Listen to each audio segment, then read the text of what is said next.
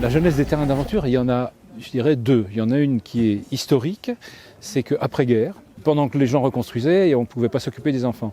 Donc il y a des architectes danois, des architectes, des urbanistes des pays du Nord, qui ont dit laissons les enfants occuper les terrains. Il y a eu cette première époque des terrains d'aventure qui était la non-organisation des jeux parce que les adultes s'occupaient d'autre chose.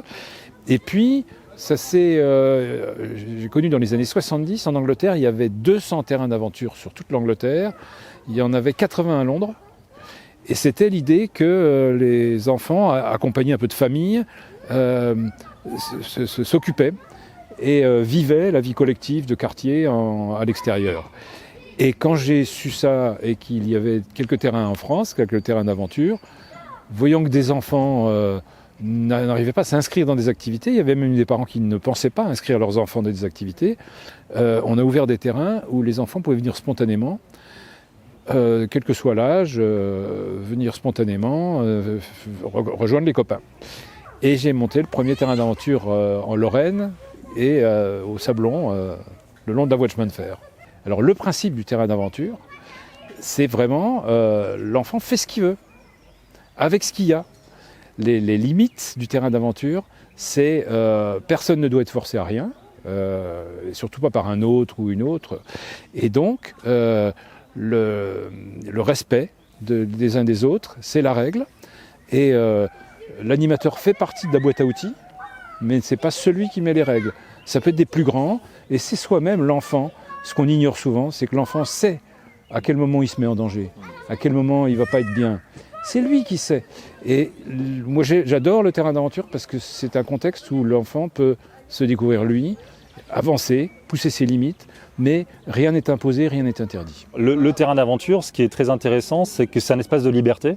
Et c'est ça, on fait le pari que ça va plaire aux enfants et à tous les habitants du quartier, parce que c'est un endroit où les enfants vont pouvoir faire un certain nombre d'activités qu'ils ne peuvent pas faire ailleurs.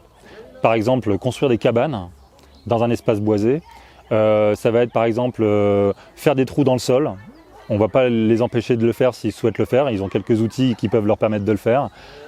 Découper du bois mort, inventer des jeux. Voilà, l'idée, c'est un espace de jeu libre et d'activité libre.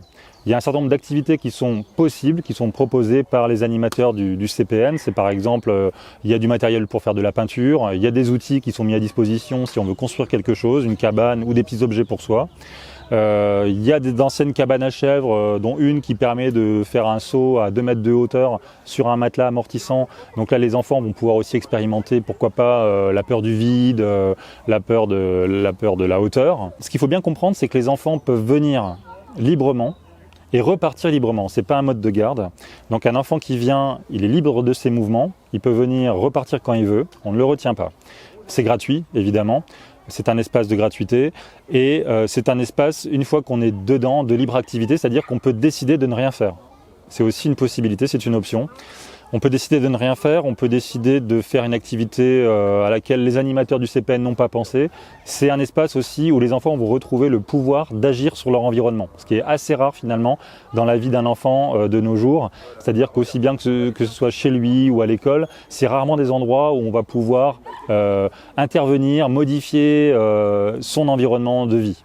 Là, ici, c'est un environnement où ils ont un champ des possibles le plus ouvert possible et ils vont pouvoir aménager l'espace à leur guise. S'ils veulent faire une balançoire, on va les aider à la fabriquer si jamais ils n'arrivent pas à la faire complètement, mais ça sera l'idée partir à deux. Ça ne sera pas les animateurs qui vont venir leur dire « est-ce que vous voulez faire une balançoire ?» Voilà. Donc c'est un terrain où les enfants sont amenés à pouvoir venir seuls s'ils le souhaitent. Par contre, les parents doivent savoir qu'on les laissera repartir s'ils souhaitent repartir du terrain. Donc voilà, c'est un peu une explication qu'il faut qu'on ait avec les parents au niveau du quartier pour qu'ils soient bien conscients de ça.